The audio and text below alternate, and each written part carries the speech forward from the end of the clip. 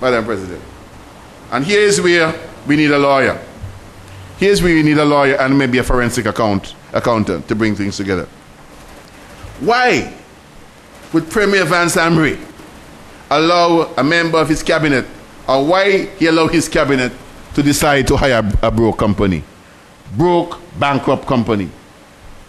Why Premier Amory and his cabinet decide to give a job to a broke company when right on the ground they have a company that was here for over 10 years and they seem to be happy with that company? Why, Madam President?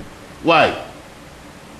Why Premier Amory and his cabinet decided to take up government money and post a bond for Group of Decker when they knew the company was broke? Madam President, why? Now let me say some other things. If the honorable member for Gingerland 3 was operating a home and he had a housekeeper and he sent his housekeeper out to do business and his housekeeper had done anything like this, he would have fired the housekeeper. In fact, he would have hired the housekeeper if he knew that the housekeeper had a bad reputation. If he knew, Madam President, that that housekeeper had been fired by you, had been fired by me, had been fired by the mighty, the king, had been fired by the king, Madam President, been fired, he would not have employed the housekeeper. He'd have said, boy, there's no way I could have that housekeeper there in my house. And he might have said to a friend, boy, this man wants to work for me, totally crazy. He would have said it because I know he's sane. He would have said it because I know he's sane. So how could he, in all of his sanity, employ a company that had no record, had a bad history, and how could he, at every step of the way, rescue that company? There is need for answers, Madam President. Let us suppose you took the 2001 situation with Protect by itself. It might not have been so bad. But when you link it with what happened at the airport, you need to become more than suspicious, Madam President. But let us use one other example before I move on to the airline. I'm seeking information on the second American Eagle that used to come to Nevis. Because, Madam President, we were forced to pay for the empty seats. We were forced to pay for the empty seats. Madam President, the airline came from Puerto Rico to Antigua to Nevis. But the airline was not, the route was not in the computers. So people who came from Britain via Virgin and British Airways did not book into the airline because they knew nothing about that flight. And that flight flew for about a year or two, wasting government's money. When they demitted the office, we were left with a bill. I believe it was about $750,000, and they had been paying before. Now, why am I saying that? It's because this morning he spoke about Nevis Express. And Madam President, Nevis Express, he claims, and it's true, had Nevis interests sitting on the board. But those interests backed off. Government did not take warning from their backing off. I have information here, Madam President. And if I may introduce this document, let me tell you what the document is about. It's let me see what the heading is. Is there a heading? It's A Tale of Three Great Guarantees. This is a study done, I think, done by Vance Amory himself, or asked for by the Ministry of Finance under Vance Amory. And he says here,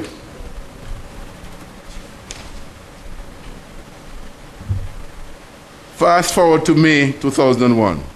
On that day, Vance Amory, Minister of Finance for and on behalf of the Nevis Island government, signs and seals and delivers a deed committing the NIA to the partial guarantee of a loan of $735,000 made by OPIC to Daystar Airways Limited, the principal doing business as Nevis Express. Two statements in this guarantee were that the Borough Daystar was a corporation duly incorporated under the laws of the state of Alaska. So he knew. He knew that Daystar was incorporated under the laws of Alaska, not under the laws of Nevis, and he signed that first guarantee.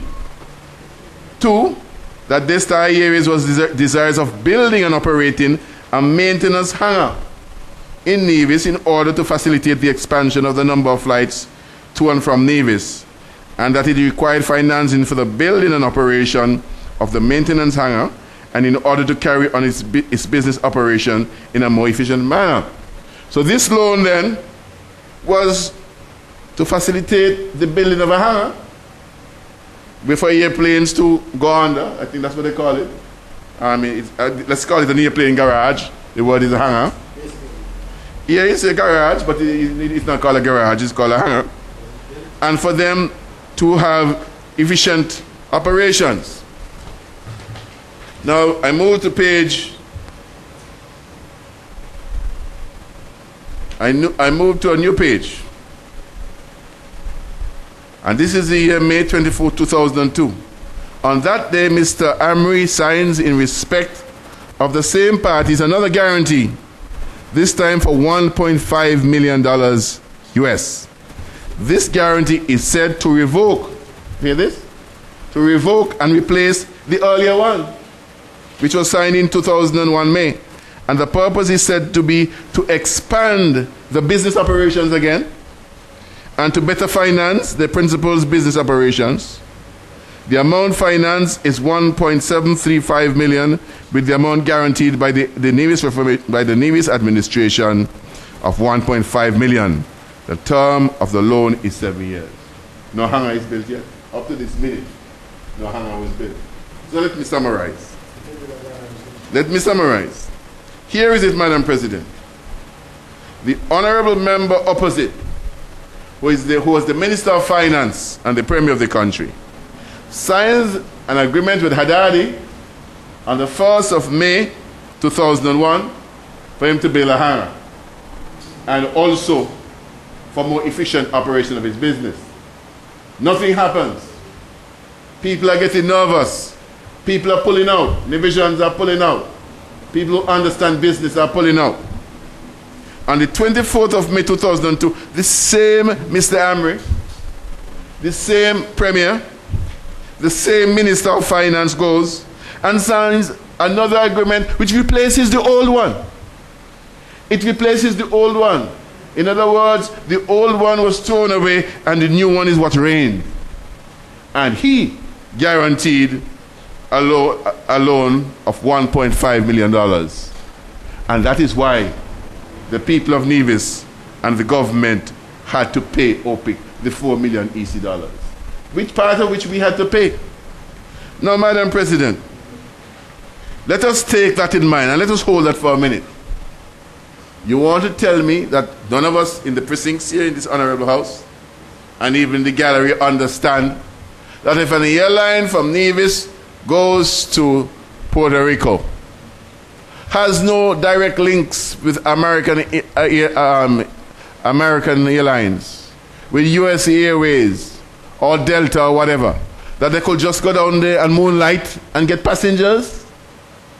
Madam President, do you think that where they're going to berth or dock is going to be a good place, or somewhere way, way, way from the center of operations, where you have to walk 1.5 miles before you can get shelter, where you can get wet if there's not a bus, and they might not have even bought a bus, Madam President? Even Liat, which is an established airline, has that difficulty in Puerto Rico when the American Eagle don't have it. And you want to tell me that the Honorable Vance Amory didn't know? Didn't understand the disadvantage that that company would have, and that flight from Nevis to Puerto Rico will never, ever be profitable? You think he didn't know? Madam President, he talks about hindsight. I am not talking about any hindsight here. I'm talking about common sense. And I'm talking about business sense, not hindsight. You mean you're going to wait until everything tumbles down on you to talk about hindsight? You mean to say you can't sit down and work out beforehand what may be and what may not be? Isn't that what we're here for? To anticipate and to be in a position to say, no, this thing is not going to work.